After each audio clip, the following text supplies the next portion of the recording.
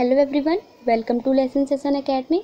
Friends, आज की इस वीडियो में हम लोग 6th क्लास की ज्योग्राफी का chapter 1 the earth in the solar system का पार्ट 2 करेंगे।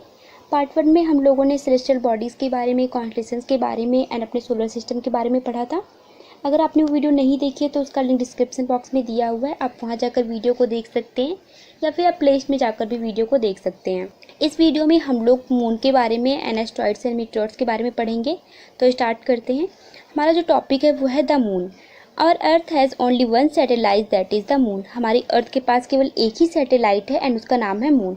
कई बार एग्जाम में क्वेश्चन आता है कि अर्थ के जो है कितने सैटेलाइट है, तो अर्थ के पास केवल वन सैटेलाइट है, इसका नाम है मून।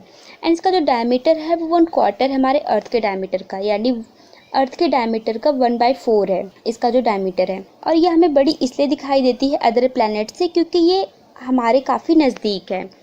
देखिए, जो अदर सेलेस्टियल बॉडीज़ या फिर प्लैनेट्स है वो हमसे काफ़ी दूर है, चाहे आप मार्स को ले लें या फिर जुपिटर को ले लें, वो हमसे काफ़ी ज़्यादा दूर है। इस वजह से वो हमें छोटे दिखाई देते हैं। एंड जो मून है वो हमारे अर्थ के काफ़ी नज़दीक है, इस वजह से ये हमें काफ़ी बड़ा दिखाई देता है। अर्थ से जो मून की डिस्टेंस है वो 3,84,400 किलोमीटर दूर है। एंड अब हम लोग जो है अर्थ से सन की दूरी एंड अर्थ से मून की दूरी को कंपेयर कर सकते हैं। देखिए, हमने अर्थ सन की दूरी के बारे में पढ़ा था कि सन जो है अर्थ से 150 मिलियन किलोमीटर दूर है एंड अर्थ से जो है मून की जो दूरी है वो 3,84,400 किलोमीटर है। तो अब आप लोग जो है ईजिली इसको कंपेयर कर सकते हैं। 1 मिलियन में होता है 10 लाख।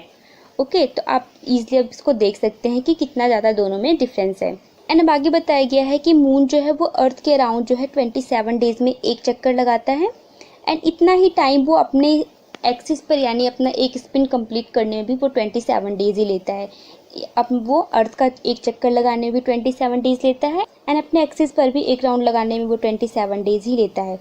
एंड इसका रिजल्ट क्या होता है कि हमें अर्थ से केवल मून का एक ही पार्ट जो होता है वो विजिबल होता है। एंड अब आगे बताया गया है कि मून के पास जो है वो फेवरेबल कंडीशन जो कि लाइफ को सपोर्ट करे वो यहाँ पर नहीं है। ना तो यहाँ पर पानी पाया जाता है, ना ही यहाँ पर हवा है। हमने अर्थ के बारे में जब पढ़ा था तो हमने देखा था कि अर्थ पे जो है लाइफ सपोर्टिंग कंडीशन वहाँ पे पाई जाती है। वहाँ पे ऑक्सीजन है, वहाँ पे वाटर भी पाया जाता है जो लाइफ को सपोर्ट करते हैं। बट अगर मून की बात करें तो यहाँ पे जो कंडीशन जो कि लाइफ को सपोर्ट करे वो यहाँ पर नहीं पाई जाती है। यहाँ पर पानी और हवा भी नहीं है। एंड यहाँ पे जो है माउंटेन्स हैं, यहाँ पे कई बड़े बड़े जो है वो पर्वत वगैरह हैं एंड प्लेन्स एंड डिप्रेशन है, यानी मैदान है और गड्ढे हैं इसकी सरफेस पे। एंड ये जो है शेडो बनाते हैं मून की सरफेस पे। कई बार हम देखते हैं कि मून में हमें कुछ काला काला दिखाई देता है तो हम कहते हैं चाँद में दाग है। बेसिकली वो दाग नहीं, वो शेडोज होती हैं। आपसे बोला गया कि आप फुल मून को देखिए एंड ऑब्जर्व कीजिए इन शेडोज़ को। देखिए, जब हम फुल मून को देखते हैं तो मून जो होता है वो हमें कुछ इस तरीके का दिखाई देता है। इसमें जो है कुछ काले काले जो होते हैं वो गड्ढे दिखाई देते हैं और यही जो होते हैं वो शेडोज़ होते हैं माउंटेन्स वगैरह के। देखिए, आगे बढ़ने से पहले यहाँ पर एक इंटरेस्टिंग फैक्ट बताया हुआ है, इसको देख लेते हैं। Neil Armstrong was the first man step on the surface of the moon on 21 जुलाई 1969। तो नील आर्मस्ट्रॉन्ग थे वो फर्स्ट पर्सन थे जो मून की सरफेस पे गए थे। कब गए थे? 21 जुलाई 1969। अब आपको जो है किसी इंडियन का नाम बताना है जिसने मून पे लैंड किया हो। आप इसे कमेंट करके बताइए। ओके, अब देखिए सैटेलाइट के बारे में यहाँ बताया गया। अभी हमने पढ़ा कि जो मून है वो एक सैटेलाइट है।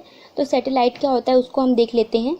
ए satellite is a celestial body that moves around the planets in the same way as the planets move around the sun. Satellite जो होती है वो सेलेस्टियल बॉडी होती हैं जो कि हमारे प्लैनेट्स के अराउंड जो है वो चक्कर लगाती हैं, सेम उसी तरीके से जिस तरीके से प्लैनेट जो है वो सन के अराउंड चक्कर लगाते हैं। हमने सोलर सिस्टम में पढ़ा कि जो हमारे 8 प्लैनेट्स हैं वो सन के अराउंड जो है वो चक्कर लगाते हैं। तो जो सैटेलाइट्स होती हैं वो प्लैनेट्स के अराउंड जो है वो चक्कर लगाती हैं। तो आप इसको समझ गए होंगे। अब देखिए, यहाँ पर एक दूसरे तरीके से सैटेलाइट के बारे में बताया गया जो कि ह्यूमन मेड सैटेलाइट होती है। तो ह्यूमन मेड सैटेलाइट क्या होती है? ये बेसिकली एक आर्टिफिशियल बॉडी होती है जो कि साइंटिस्ट बनाते हैं इंफॉर्मेशन को गैदर करने के लिए और कम्युनिकेशन करने के लिए। जो यूनिवर्स की इन्फॉर्मेशन होती है, यूनिवर्स में क्या चल रहा है, मौसम वगैरह के बारे में बेसिकली हमें सैटेलाइट से ही पता चलती है। एंड जो भी हम कम्युनिकेशन कर पाते हैं नेट के थ्रू या कॉल के थ्रू, वो हम इन ह्यूमन मेड जो सैटेलाइट्स हैं उन्हीं के थ्रू कर पाते हैं। एंड इन सैटेलाइट्स को जो है रॉकेट की हेल्प से जो है अर्थ की ऑर्बिट में प्लेस किया जाता है। एंड यहाँ पे कुछ इंडियन सैटेलाइट्स के नाम बताए हुए हैं, जैसे कि इनसैट, IRS, एडुसेट, ये जो है इंडियन सैटेलाइट्स हैं। यहाँ पर भी देखिए आप पिक्चर में भी दिखाए हुए ह्यूमन मेड सैटेलाइट हैं। इस तरीके से जो है रॉकेट को लॉन्च किया जाता है एंड रॉकेट जब अर्थ पे गिरती है तो कुछ इस तरीके से दिखाई देती है एंड जब सैटेलाइट जो होती है वो ऑर्बिट में एंटर करती है तो वो हमें कुछ इस तरीके से दिखाई देती है। तो अब बात करें एस्ट्रॉइड्स की। एस्ट्रॉइड्स क्या होते हैं? Apart from the stars, planets and satellites, there are numerous tiny bodies which also move around the sun. Stars, planets and satellites के अलावा कई छोटी छोटी बॉडीज़ होती हैं जो कि सन के अराउंड घूमती रहती हैं, सन के चारों ओर चक्कर लगाती हैं एंड इन बॉडीज़ को हम कहते हैं एस्ट्रॉइड्स।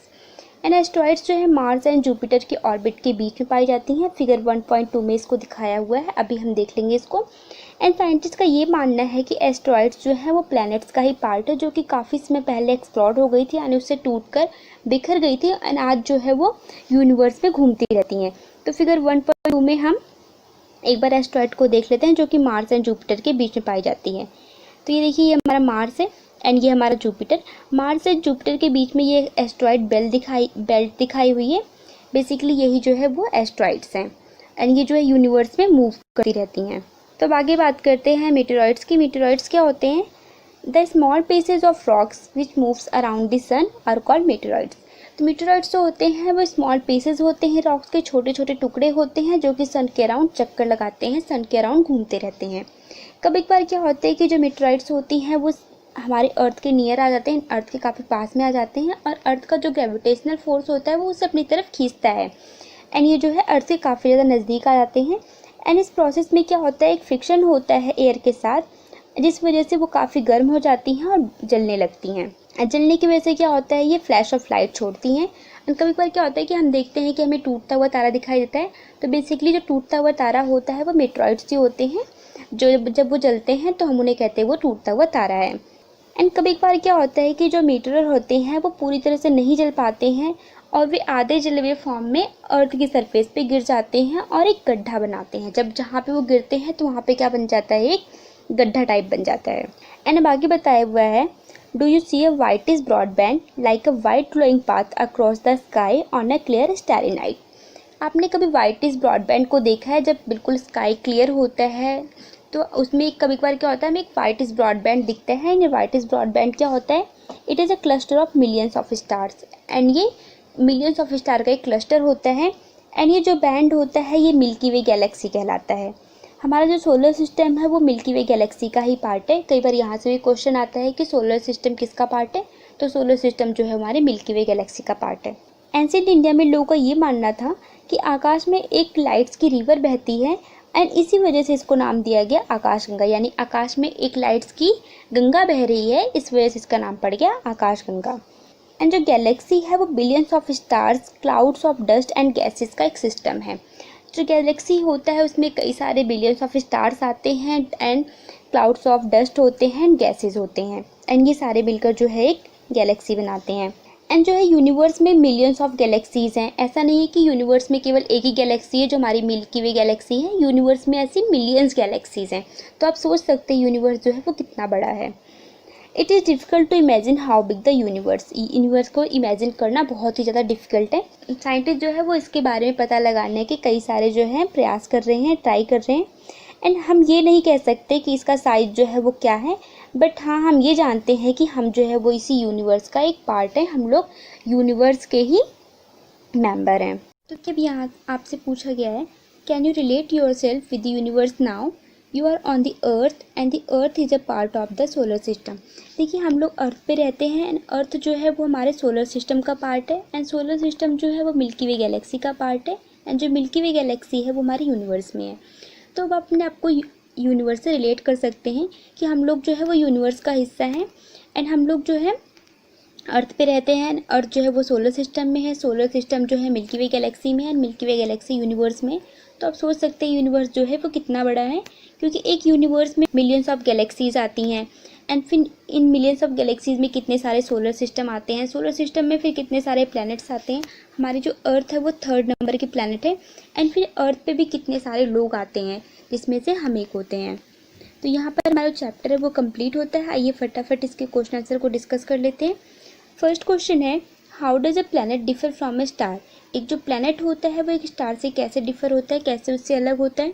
तो देखिए हमने पढ़ा कि जो प्लैनेट्स होते हैं उनके पास अपनी हीट और अपनी लाइट नहीं होती है, जबकि स्टार्स के पास अपनी हीट और अपनी लाइट होती है।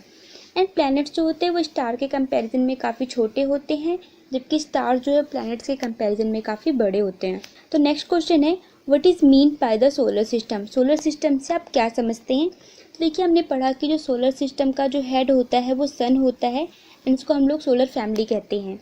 तो जो सन होता है एंड 8 प्लैनेट, सैटेलाइट्स और कुछ जो सेलेस्टियल बॉडीज़ जैसे कि एस्ट्रॉइड्स एंड मेटेरॉइड्स हो गई, ये सब मिलके जो है वो सोलर सिस्टम को बनाती हैं। नेक्स्ट क्वेश्चन है, name all the planets according to their distance from the sun. तो हमें सन से डिस्टेंस के अकॉर्डिंग सारे जो प्लैनेट्स हैं उनका नाम बताने हैं। देखिए जो हमारा सन से डिस्टेंस के अकॉर्डिंग जो फर्स्ट प्लैनेट आता है वो हमारा है Mercury, then Venus, then Earth, Mars, Jupiter, Saturn, Uranus and Neptune. तो इसको याद करने के लिए हमारी बुक में एक ट्रिक भी दी हुई थी, my very efficient mother just serve us nuts. तो आप इस ट्रिक से भी इसको याद कर सकते हैं। नेक्स्ट क्वेश्चन है, why is the earth called a unique planet. Earth को हम लोग एक यूनिक प्लैनेट क्यों कहते हैं। तो देखिए हमने अर्थ के बारे में पढ़ा कि अर्थ पे जो है वो जो लाइफ को सपोर्ट करने वाली फेवरेबल कंडीशन है वो यहाँ पर पाई जाती है। यहाँ का टेम्परेचर ना बहुत ही ज़्यादा गर्म है ना बहुत ज़्यादा ठंडा है, और यहाँ पर जो है वाटर एंड एयर भी पाई जाती है जो लाइफ को सपोर्ट करती है, और लाइफ के लिए वाटर एयर जो है वो काफ़ी ज़्यादा एसेंशियल है। इस वजह से इसको एक यूनिक प्लैनेट कहा जाता है। अब नेक्स्ट है, why do we see only one side of the moon always. हम जो अर्थ से मून का जो एक ही साइड होता है उसी को हमेशा क्यों देखते हैं। तो देखिए हमने पढ़ा मून के बारे में कि जो मून होता है वो 27 डेज में अर्थ का एक चक्कर लगाता है, एंड इतना ही टाइम वो अपने एक्सिस पर भी एक राउंड लगाने में इतना ही टाइम लेता है। तो अर्थ जो मून है वो अर्थ का राउंड लगाने में भी 27 डेज लेता है, एंड अपने एक्सिस पर घूमने में भी 27 डेज लेता है। इसी वजह से जो हमें मून का जो है एक साइड जो होता है वो अर्थ से विजिबल होता है। नेक्स्ट है, what is the universe. Universe क्या होता है। देखिए यूनिवर्स जो होते हैं मिलियंस ऑफ गैलेक्सीज होती हैं। नेक्स्ट है, what is the universe. Universe क्या होता है। Universe is the collection of millions of galaxies. Universe में मिलियंस ऑफ गैलेक्सीज आती हैं, यानी गैलेक्सीज मिलकर ही यूनिवर्स बनाती हैं। एंड गैलेक्सी क्या होता है। Galaxy is a huge system of billions of stars and clouds of dust and gases. जो गैलेक्सी होती है उसमें बिलियंस ऑफ स्टार्स आते हैं एंड क्लाउड्स ऑफ डस्ट होते हैं एंड गैसेज होते हैं। ये सब मिलकर जो है गैलेक्सी बनाते हैं, कई सारी गैलेक्सीज मिलके एक यूनिवर्स बनाती हैं। अब इसमें हमें टिक द करेक्ट आंसर करना, जो करेक्ट आंसर उस पर हमें टिक करना है। फर्स्ट है the planet known as the earth twin. Earth का ट्विन कैसे कहा जाता है। तो जुपिटर को अर्थ का ट्विन नहीं कहते, सैटर्न को भी नहीं कहते। वीनस को अर्थ का ट्विन कहा जाता है, एंड वीनस को अर्थ का ट्विन क्यों कहा जाता है, क्योंकि अर्थ एंड वीनस की जो शेप एंड साइज है ना वो ज़्यादा सिमिलर है, इस वजह से इसको अर्थ का ट्विन कहा जाता है। नेक्स्ट है, which is the third nearest planet to the sun. Sun के जो थर्ड नियरेस्ट प्लैनेट है वो कौन सा है। तो फर्स्ट नंबर पे है मरकरी, सेकंड नंबर पे वीनस एंड थर्ड नंबर पे अर्थ। तो इसका आंसर हो जाएगा अर्थ। नेक्स्ट है, all the planets move around the sun in a elongated path. इसका आंसर हो जाएगा एलोंगेटेड, क्योंकि जो सारे जो प्लैनेट्स है वो सन के अराउंड एलोंगेटेड पथ में जो है वो मूव करते हैं। नेक्स्ट है, the pole star indicates the direction to the. तो हमने पढ़ा कि जो पोल स्टार होता है वो हमेशा नॉर्थ डायरेक्शन को इंडिकेट करता है। नेक्स्ट है, asteroids are found between the orbits of Mars and Jupiter. देखिए हमने फिगर 1.2 में भी देखा कि मार्स एंड जुपिटर के बीच में एक एस्ट्रॉइड बेल्ट है जहाँ पर एस्ट्रॉइड जो है वो पाए जाते हैं इनके ऑर्बिट के बीच में। नेक्स्ट है, फिलिंग द ब्लैंक्स। हमें फिल करना है। A group of dash forming various patterns is called a dash. देखिए अ ग्रुप ऑफ स्टार्स, जो एक ग्रुप होते हैं स्टार्स के, वो वेरियस जो पैटर्न्स बनाते हैं, ये पैटर्न्स कहलाते हैं, ये कॉन्स्टलेशंस कहलाते हैं। नेक्स्ट है, a huge system of stars is called. देखिए हमने पढ़ा कि जो यूज सिस्टम होते हैं स्टार्स के वो क्या कहलाते हैं, वो गैलेक्सीज कहलाते हैं। नेक्स्ट है, dash is the closest celestial body to our earth. तो हमारे अर्थ के जो सबसे नियर की जो सेलेस्टियल बॉडी है वो उसका नाम क्या है, वो मून है। एंड जो मून से अर्थ की डिस्टेंस है वो कितनी है, 3,84,400 किलोमीटर। नेक्स्ट है, dash is the third nearest planet to the sun. तो सन के थर्ड नियरेस्ट प्लैनेट कौन है, अर्थ है, क्योंकि हमने पढ़ा जो फर्स्ट नंबर पे कौन सा है हमारा, मरकरी है, देन वीनस है एंड थर्ड नंबर पे हमारी अर्थ है। नेक्स्ट है, planets do not have their on heat and light. Planets के पास जो होती है अपनी हीट एंड अपनी लाइट जो होती है वो नहीं होती है, और अपनी हीट और अपनी लाइट कहाँ से लेते हैं? स्टार से लेते हैं। हमारा जो सन है वो भी एक स्टार है, एंड हमारी जो अर्थ है अपनी सारी हीट और लाइट कहाँ से लेती है? सन से लेती है। तो यहाँ पर हमारे क्वेश्चन आंसर भी कंप्लीट होते हैं। आई होप आपको वीडियो पसंद आई होगी, और अगर वीडियो पसंद आई हो तो इसे लाइक कीजिए और अपने फ्रेंड्स के साथ शेयर कीजिए और हमारे चैनल को सब्सक्राइब कीजिए। और अगर आपको कोई डाउट है तो आप उसे भी कमेंट करके कमेंट सेक्शन में पूछ सकते हैं। थैंक यू, मिलते हैं नेक्स्ट वीडियो में। बाय।